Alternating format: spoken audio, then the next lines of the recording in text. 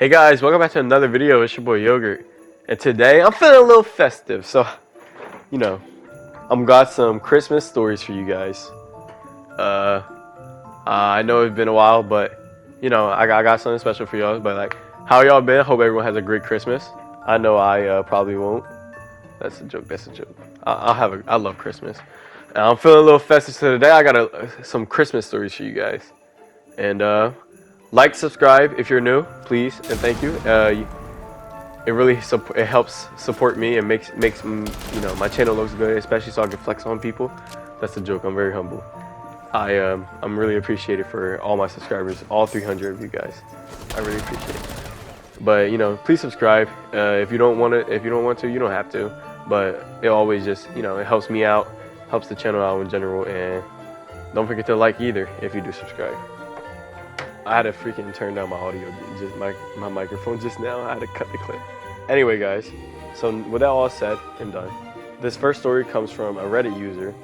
Reddit user is, I'm gonna put him on the screen right now, Cup Be Empty. And here's his story. Me and my sister was up late one night on the Christmas Eve, and we wanted to play a little prank on our little brother. He was about 8 years old at the time, so we decided to sneak all his presents and put them behind the couch. And we decided to fill his stocking with charcoal and Q-tips. Honestly, I can't remember why we went with Q-tips, but it seemed like a funny idea at the time. On Christmas morning, since he was the youngest, my brother got to open his presents first. He tore into his first box, and as soon as he saw what was inside, his face completely dropped. He opened another, and more coal and Q-tips. By this point, he was full meltdown mode, crying, tossing stuff around.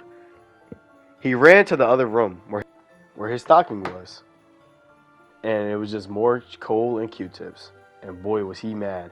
At that point, he completely lost it. My parents had no clue what we'd done, and I swear my dad looked like he was ready to throttle us for ruining Christmas. Finally, my brother calmed down, and I was shown to him that we were hiding all his presents, and it was a funny little joke. He was all smiles after, but to this day, nearly 25 years later, I'm still known as the Christmas Grinch, which is pretty ironic because my sister was in on it too. But nonetheless, it was just a funny thing that we can go back and look on, and we still laugh about to this day. So that's it for the first story, guys, and pretty calm, pretty calm. Little dude's brother started throwing everything around, took his presents. Hey, I mean, to be fair, bro, if I was 8 years old and I got coal and freaking Q-tips, I was about to say something else, but YouTube. If I got Q-tips on my for my presents, coal and Q-tips, I probably would have had a meltdown too. So you can't blame his little brother here. Not gonna lie, you're mean, dude. What the hell? All right, so the next story. This next story comes from Knives Out 21. It's a bit of a scary story with a happy ending. It starts off scary, but I was about 16. It was Christmas Eve and snowing pretty hard outside. My parents and myself were sitting in the living room with the Christmas tree lights on, having eggnog and open up our stocking gifts. It was a tradition we did every year. We sit downstairs, talk, drink some eggnog, and open up our stockings gift before Christmas Day. Suddenly, we heard some knocking at the door. It was really loud knocks, almost banging. They were banging at the door. It was about 3 loud knocks. We seen no one out the window. We didn't see no one peeking through. When we checked the peek hole, we didn't see no one there. My dad opened up the door, looked down. There was a bloody black cat lying across the threshold, across the snow. What was crazy was there was no human footprints in the snow, no tire tracks, and logistically, there was nowhere and no way of how this cat could have got there. We decided to bring the cat in.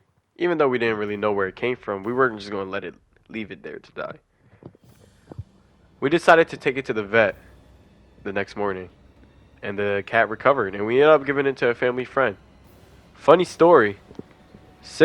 After living with them for 5 or 6 months, the cat started screaming randomly. It was an electrical fire that was happening in the garage from one of their cars, and if the cat never woke them up, who knows what could have happened.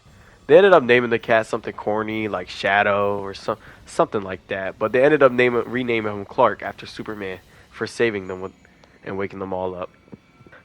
Oh, even when I was reading this story, I thought it was a scary story. So I was like, "Oh, this seems interesting." But it ended up being pretty heartfelt and pretty interesting. But it is pretty weird, like where did the knocks? They still never explain where the knocks came from, man. Leaves you wondering, where did it come from?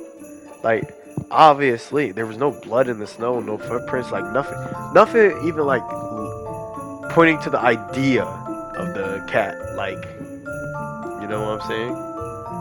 So it's kind of eerie. Like, who knocked at that door? Did the cat knock really loud? And even so, how would a cat knock that loud? And how would it know to get help from there? If you know what I'm saying. Hope you guys enjoyed this video. Subscribe, like, and I'll see you guys on the next one. Peace.